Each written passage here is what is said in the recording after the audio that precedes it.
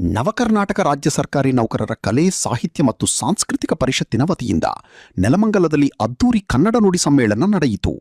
ಗಂಧದಗುಡಿ ಕನ್ನಡ ಸಂಘ ಬೆಂಗಳೂರು ಮತ್ತು ಚೇತನಾ ಫೌಂಡೇಶನ್ ಧಾರವಾಡ ಇವರ ಸಹಯೋಗದಲ್ಲಿ ನೆಲಮಂಗಲ ನಗರದ ಅಂಬೇಡ್ಕರ್ ಭವನದಲ್ಲಿ ಈ ಕಾರ್ಯಕ್ರಮ ಹಮ್ಮಿಕೊಳ್ಳಲಾಗಿತ್ತು. ಕಾರ್ಯಕ್ರಮದ ಪ್ರಮುಖ ಆಕರ್ಷಣೆಯಾಗಿದ್ದು ನಾಡಪ್ರಭು ಕೆಂಪೇಗೌಡ ರಾಷ್ಟ್ರೀಯ ಪ್ರಶಸ್ತಿ ಪ್ರದಾನ ಸಮಾರಂಭ. ಡಾಕ್ಟರ್ ಭೇರಿಯಾ ರಾಮ್ಕುಮಾರ್ ಅವರ ಅಧ್ಯಕ್ಷತೆಯಲ್ಲಿ ನಡೆದ ಈ ಸಮಾರಂಭದಲ್ಲಿ ವಿವಿಧ ಕ್ಷೇತ್ರಗಳಲ್ಲಿ ಸಾಧನೆ ಮಾಡಿದ 85 ಮಂದಿ ಸಾಧಕರಿಗೆ ಪ್ರಶಸ್ತಿ ಪ್ರದಾನ ಮಾಡಲಾಯಿತು. ಸಾಹಿತ್ಯ, ಕಲೆ, ಶಿಕ್ಷಣ, ಸಮಾಜ ಸೇವೆ ಸೇರಿದಂತೆ ಹಲವು ಕ್ಷೇತ್ರಗಳ ಸಾಧಕರನ್ನು ಗೌರವಿಸಲಾಯಿತು. ಕನ್ನಡ ನುಡಿ ಮತ್ತು ಸಂಸ್ಕೃತಿಯ ಬೆಳವಣಿಗೆಗೆ ಇಂತಹ ಸಮ್ಮೇಳನಗಳು ಪ್ರೇರಣೆ ನೀಡಲಿವೆ ಎಂದು ಅತಿಥಿಗಳು ಅಭಿಪ್ರಾಯಪಟ್ಟರು. ಗಂಧದಗುಡಿ ಕನ್ನಡ ಸಂಘ ಬೆಂಗಳೂರು, ಚೇತನಾ ಫೌಂಡೇಶನ್ ಧಾರವಾಡ, ಕರ್ನಾಟಕ ಸರ್ಕಾರಿ ನೌಕರರ ಕಲೆ, ಸಾಹಿತ್ಯ ಮತ್ತು ಸಾಂಸ್ಕೃತಿಕ ಪರಿಷತ್ ಉದ್ಘಾಟನೆ ನೆನಪಿನಂಗವಾಗಿ ಕನ್ನಡ ನುಡಿ ಸಮ್ಮೇಳನ, ಈ ಸಮ್ಮೇಳನವನ್ನು ಇಂದು ಮೈಸೂರಿನ ಡಾಕ್ಟರ್ ಭೈರಿಯಾ ರಾಮಕುಮಾರ್ ಅವರ ಸಮ್ಮೇಳನದ ಅಧ್ಯಕ್ಷತೆಯೊಂದಿಗೆ ಈ ಒಂದು ಸಮಾರಂಭವನ್ನು ಏರ್ಪಡಿಸಲಾಗಿತ್ತು.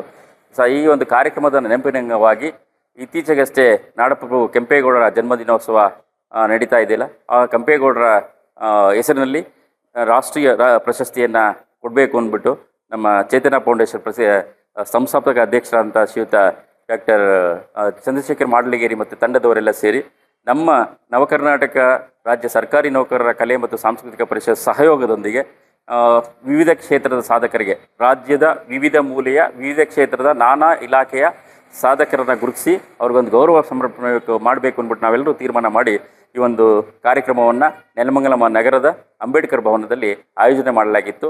ಈ ಕಾರ್ಯಕ್ರಮವನ್ನು ಉದ್ಘಾಟನೆ ಮಾಡಿದ್ದಂಥ ಶ್ರೀಯುತ MK ನಾಗರಾಜ್ ಯೋಜನಾ ಪ್ರಾಧಿಕಾರದ ಅಧ್ಯಕ್ಷರು ಸಹ ಕಾರ್ಯಕ್ರಮವನ್ನು ಉದ್ಘಾಟನೆ ಮಾಡಿ ನಮ್ಮ ಕಾರ್ಯಕ್ರಮಗಳಿಗೆ ಎಂದೆಂದು ಸಹಾಯ ಮಾಡ್ತೀವಿ, ಕಾರ್ಯಕ್ರಮಗಳಿಗೆ ಇಂಥ ಕಾರ್ಯಕ್ರಮಗಳು, ಕನ್ನಡದ ಕಾರ್ಯಕ್ರಮಗಳು, ಪ್ರಶಸ್ತಿ ಪ್ರದಾನ ಸಮಾರಂಭಗಳು ನಡಿಬೇಕು ಅಂತ ಅವರು ಸಹ ಆಸೆಪಟ್ಟು ಯಾವಾಗಲೇ ಮಾಡಿ ನಾವು ಸಹಕಾರ ಕೊಡ್ತೀವಿ ಅಂತ ಅವರು ಸಹ ಭರವಸೆಯನ್ನು ವ್ಯಕ್ತಪಡಿಸಿದರು.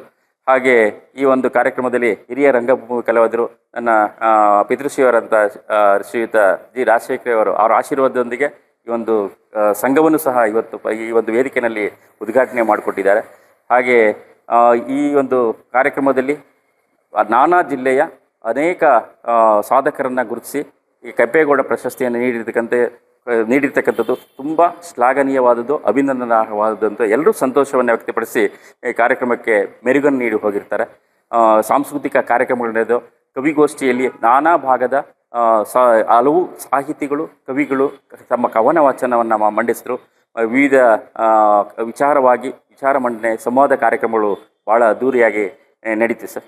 ಈ ಬೆಂಗಳೂರು ನಗರಕ್ಕೆ ಹತ್ತಿರ ಆಗಿರ್ತಕ್ಕಂಥ ನಮ್ಮ ನೆಲಮಂಗಲದಲ್ಲಿ ಇಲ್ಲಿ ನಾನಾ ಭಾಷೆಯ ಜನಾಂಗದವರು, ನಾನಾ ಭಾಷೆ, ನಾನಾ ಜಿಲ್ಲೆ, ನಾನಾ ರಾಜ್ಯದ ಜನರು ನೆಲೆಸಿರ್ತಕ್ಕಂಥದ್ದು. ಇಲ್ಲಿ ಕನ್ನಡ ಅಳಿವಿನಂಚಿನಲ್ಲಿ ಆಗ್ತಾ ಇದೆ ಅನ್ನೋ ಒಂದು ಭಾವನೆ. ಕನ್ನಡವನ್ನು ಉಳಿಸಿ ಬೆಳೆಸಿ ಅನ್ಯ ಭಾಷಿಗರಿಗೂ ಕನ್ನಡದ ಬಗ್ಗೆ ಅಭಿಮಾನವನ್ನು ಮೂಡಿಸಬೇಕು. ಆ ನಿಟ್ಟಿನಲ್ಲಿ ನಾವೆಲ್ಲರೂ ಸೇರಿ ಚೇತನಾ ಫೌಂಡೇಶನ್ ಅವರು ಇಂಥ ಕಾರ್ಯಕ್ರಮಗಳನ್ನು ಗೋವಾ ಹೊರ ರಾಜ್ಯದಲ್ಲೂ ಸಹ ಇತ್ತೀಚೆಗಷ್ಟೇ ನಡೆಸಿ ಕನ್ನಡದ ಕಂಪನ್ನು ಪ್ರಸಾರ ಮಾಡ್ತಾ ಇರ್ತಕ್ಕಂಥದ್ದು ಹೆಮ್ಮೆ ವಿಚಾರ. ಆ ಸಂಘಟನೆಯೊಂದಿಗೆ ನಮ್ಮ ಕಲೆ ಮತ್ತು ಸಾಂಸ್ಕೃತಿಕ ಪರಿಷತ್ ಸಂಘಟಕರೆಲ್ಲ ಸೇರಿ ಈ ಒಂದು ಕಾರ್ಯಕ್ರಮ ಹಮ್ಮಿಕೊಂಡಿದ್ದೇವೆ ಸರ್. ಭಾಳ ಸಂತೋಷ ಆಯಿತು.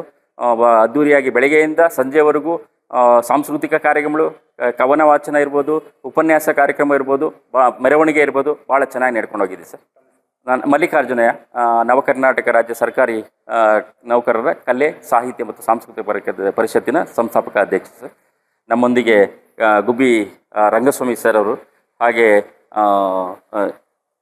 ಅವರು ಸಂಗಮೇಶ್ ಅವರು, ಹಾಗೆ ನಮ್ಮ ತಂದೆಯವರಾದಂಥ ಶ್ರೀ ಬಸವರಾಜ್ ಬಾವುಟ ಅವರು, ಅನುಪಮ ಚಂದ್ರು ಅವರು, ಹಾಗೆ ಅಣ್ಣಪ್ಪ, ಹೀಗೆ ಹಲವಾರು ಸಾಹಿತಿಗಳು ಮತ್ತು ಸಂಘಟಕರು ನಮ್ಮೊಂದಿಗೆ ಸೇರಿ ಈ ಕಾರ್ಯಕ್ರಮವನ್ನು ಅದ್ದೂರಿಯಾಗಿ ನಡೆಸಿಕೊಟ್ಟಿದ್ದಾರೆ.